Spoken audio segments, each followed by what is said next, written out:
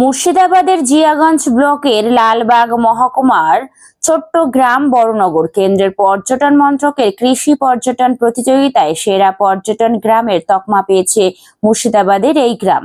মুখ্যমন্ত্রী মমতা বন্দ্যোপাধ্যায় এই খবর প্রকাশ করেছেন, জানিয়েছেন বড়নগরের এই সাফল্যে তিনি আপ্লুত। আগামী 27 সেপ্টেম্বর বিশ্ব পর্যটন দিবসে কেন্দ্রের সেরা পর্যটন গ্রামের পুরস্কার তুলে দেওয়া হবে বাংলার হাতে। কেন বিখ্যাত বড়নগর? সেখানে রয়েছে রানী ভবানীর প্যালেস এবং চার বাংলা মন্দির। এই দুটিতে মূলত বড়নগরের আকর্ষণ, যা দেখতে বহু মানুষ মুর্শিদাবাদের গ্রামটিতে ভিড় করেন।